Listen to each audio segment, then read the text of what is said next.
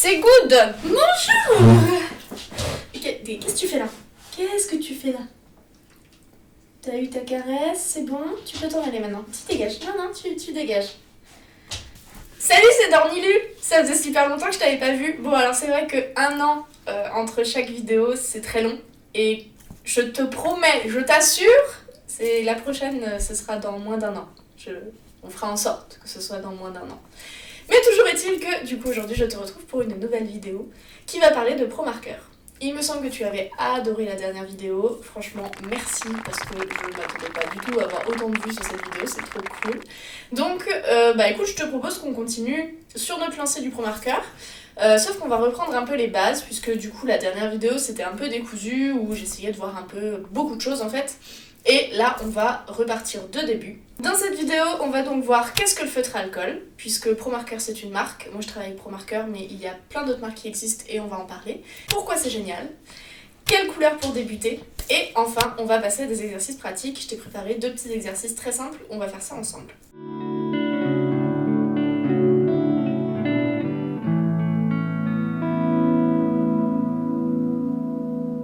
Alors, le feutre à alcool, c'est quoi? C'est un feutre avec à l'intérieur du pigment et de l'alcool. Tu as 2 pointes, une biseautée épaisse et une plus fine. Pour le dessin d'architecture, on va en général plutôt utiliser la pointe biseautée qui va permettre de faire des traits épais et des traits plus fins et entre les deux. La marque la plus connue, c'est ProMarker. Pour un point de vue historique, en fait, c'est la plus ancienne, mais il y en existe beaucoup. Tu as les marques de distributeurs, donc notamment Dalb ou le Géant des Beaux-Arts qui ont leur propre marque de ProMarker, enfin de feutre à alcool. Tu as la marque Graphite, tu as la marque DB Twin, tu as la marque... je ne sais pas, il y en a plein. Toujours est-il que ProMarker c'est la plus connue. Moi c'est celle que j'utilise la majorité du temps. S'il y a quelques couleurs précises qui me plaisent plus chez les autres, je vais aller voir chez les autres. Mais en règle générale, c'est la marque ProMarker qui prime.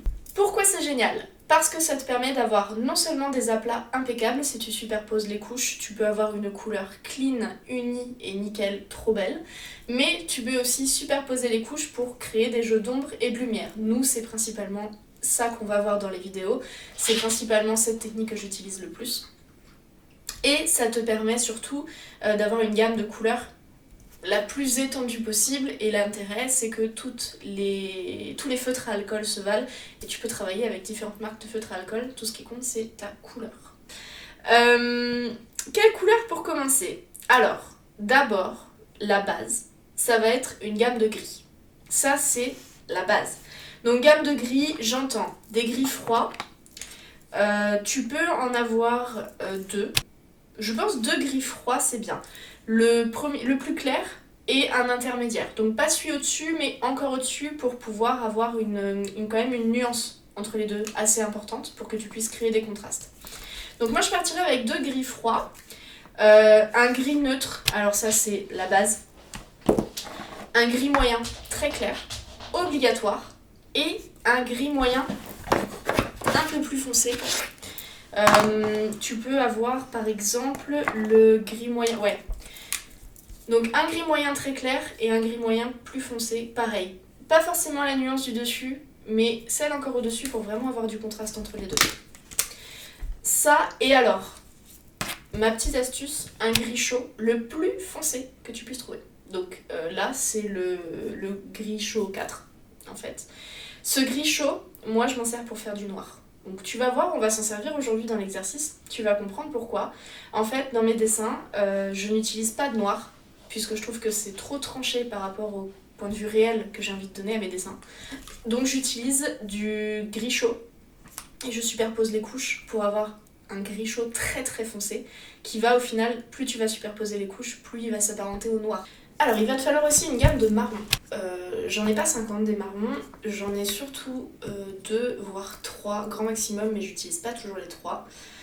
Tu vas d'abord commencer avec un marron clair. Alors moi ce que j'utilise c'est le Havane et après je viens assombrir, donc soit en superposant les couches, soit en utilisant un autre qui va être plus foncé, donc soit là je te donne un exemple, le caramel ou le cannelle. C'est deux marrons plus foncés qui sont à peu près dans les mêmes teintes, donc qui fonctionnent plutôt bien. Il va te falloir aussi, primordial, c'est pas celle-ci, c'est celle-ci, la pastel bleu, top pour le vert.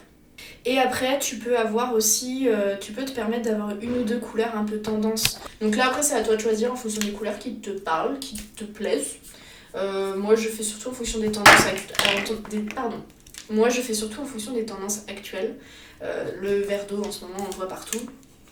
Et le rose un peu sombre aussi, c'est pareil, c'est des teintes qui sont intemporelles et qui sont très tendance. Et enfin, pour finir, il va te falloir des teintes pierre. Alors pour faire la pierre, t'as pas besoin d'avoir d'autres couleurs. Enfin, il y a juste la couleur grès qui est top, qui va venir apporter une touche un peu plus nature et un peu plus réelle à la pierre, et que tu vas pouvoir jongler avec le satin et le champagne. Et c'est vrai, j'ai pas pensé aussi, tu peux avoir un vert un peu plus nature, comme un kaki ou un tonne d'arbre, si tu as besoin de faire des plantes ou des trucs comme ça. Pense à avoir un vert. Nous allons donc pouvoir commencer avec deux petits exercices très simples. D'abord, on va faire un fauteuil et ensuite un meuble, tu vas voir. Je te retrouve juste là. C'est parti, on va pouvoir commencer avec le fauteuil. Je vais utiliser mon beige très clair pour faire un aplat sur mon fauteuil et lui donner sa couleur qui ne sera pas sa couleur définitive. Il faut que tu aies un geste franc et fluide et confiance en toi et n'aie pas peur de faire des erreurs, ce sera toujours rattrapable plus tard. Le but n'est pas de colorier et de faire des allers-retours avec ton feutre, travaille en ligne et pose la couleur sur ton fauteuil.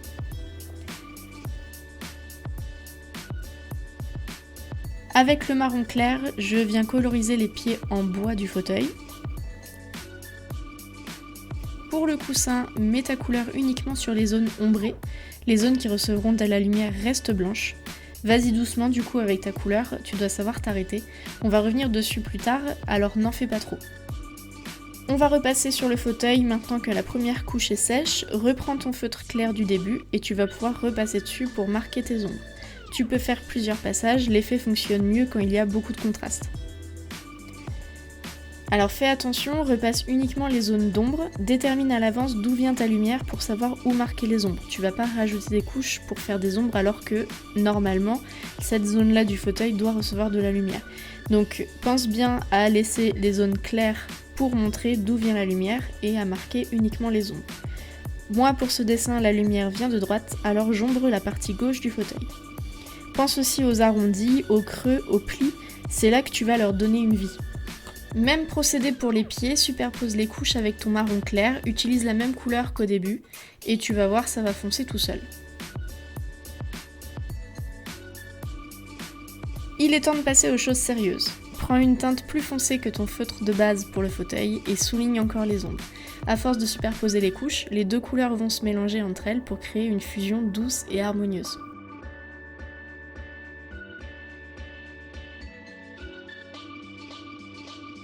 Pour le coussin, comme j'ai utilisé des teintes très différentes, le procédé est plus complexe. Mais j'ai pu rattraper mon erreur en le recouvrant de la teinte plus foncée, et j'ai ajouté plus tard le violine clair pour nuancer un peu le bleu foncé.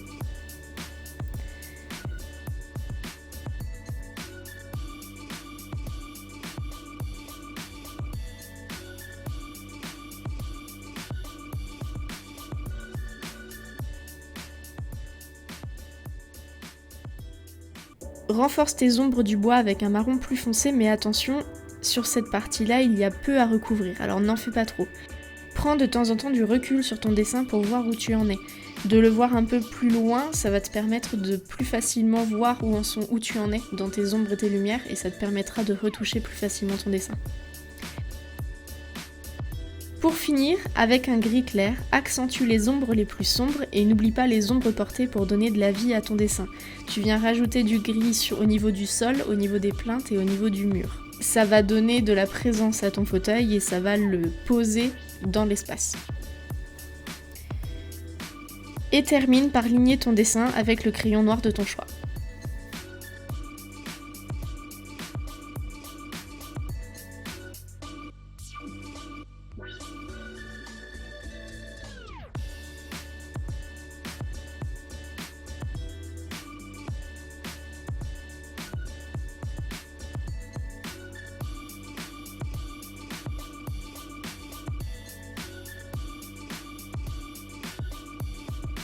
On enchaîne avec un deuxième meuble plus simple mais plus technique. Cette fois, notre lumière vient de la gauche et tu auras besoin de seulement 3 feutres. Un gris très clair, un gris froid et un gris chaud très foncé. Le point technique, pour faire des traits fins avec ta pointe biseautée, incline ton feutre pour n'utiliser que la partie basse du biseau et fais des mouvements amples pour créer du mouvement. Comme le meuble est blanc et brillant, seules les ombres sont suggérées. Utilise tes feutres doucement et calmement, n'appuie pas dessus, juste tu les laisses frôler le papier. Ici, nous allons ombrer la joue droite du meuble, entre les portes et marquer les arêtes. J'ai choisi de faire un mur à l'aspect pierre pour donner du caractère à mon dessin. Regarde la vidéo du tuto, je te mets le lien dans la description si jamais tu veux faire la même chose. Marque l'ombre portée du meuble au sol et au mur. Maintenant, l'astuce pour faire du noir sans noir. Utilise ton gris chaud foncé et superpose les couches jusqu'à ce que tes éléments ressortent très sombres. J'en fais en général 6 ou 7 pour avoir un résultat satisfaisant. Entre deux couches, j'ancre mon dessin avec un feutre noir et je retravaille les ombres. À savoir que si tu veux ombrer plus efficacement, il faut que tu attendes que chaque couche sèche avant d'en rajouter une autre par-dessus.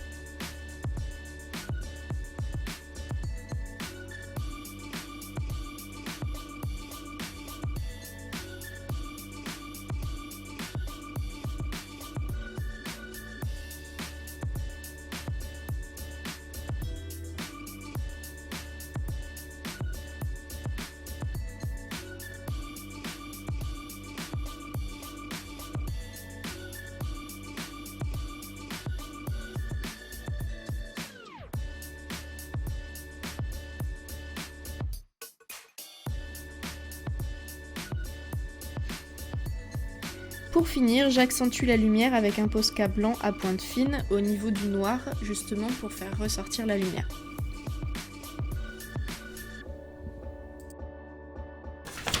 Et voilà nos petites réalisations terminées. Je pense que ça t'a bien montré comment utiliser les superpositions pour créer des ombres, des lumières. On n'a pas vu vraiment dans le détail comment faire les textures et tout ça, mais là c'était pas le but. Le but c'était vraiment de commencer à t'apprendre à utiliser le Pro Marker et à comprendre comment fonctionnent les superpositions, en fait, tout simplement, puisque c'est la technique la plus efficace en fait pour créer des ombres sans avoir à avoir 50 000 couleurs différentes, qui ne sont pas forcément fournies par Pro Marker en plus, puisque tu peux pas avoir différentes teintes d'une même couleur. Donc c'est assez intéressant. J'espère que ça t'a plu. N'hésite pas à me dire en commentaire si tu as envie de voir d'autres détails, si tu as envie la prochaine fois qu'on fasse peut-être des plantes ou des choses, si tu as des envies particulières, dis-le moi en commentaire. J'espère que cette vidéo t'a plu. Si c'est le cas, mets un petit pouce bleu en bas. Et je te dis à la prochaine. Ciao!